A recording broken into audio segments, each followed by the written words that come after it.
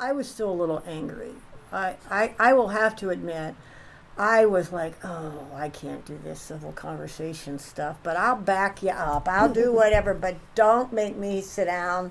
I was in 2017, it was a really tough, difficult first 6 to 8 months for anybody who leans left.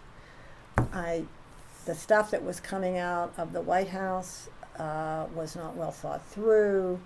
It was definitely not for people who valued social justice and valued immigrants and valued women in any way, shape, or form. And I'm just angry. But I supported the civil conversations, which we started off then trying to figure out exactly what our organization would do, knowing that we wanted to do these civil conversations. And then that's when you came. Well, and so let's talk about civil conversations for a minute. So we learned that there was another group at the time in the country that was teaching about civil conversations. And so we took some of that teaching to be what would be the bedrock for what we would do in Northeast Indiana. So while the conversations themselves are fruitful and fabulous, for me, the most important thing that comes out of them is that we now have another 100 women who know how to talk with someone who doesn't think the same way they do. And we just keep doing that, another 100 and another 100 and another 100. And often the conversations we have are women being a very different group from conversation to conversation based on their interests.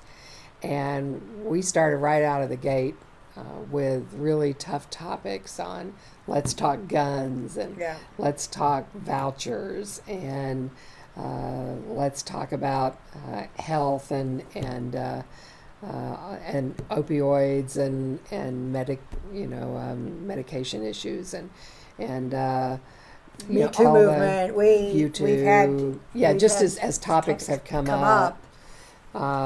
We talk about them. When Jeff Sessions chose Fort Wayne to be his platform city to come and defend a new immigration policy that would no longer allow immigrant women to claim asylum for domestic violence purposes, we took on that topic while he was here.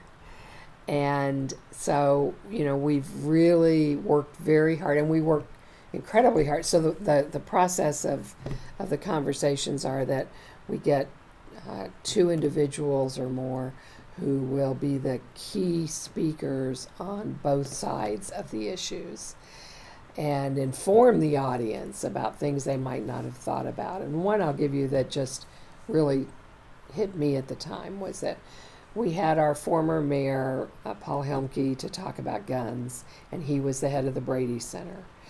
And he had been an advocate for tougher gun restrictions.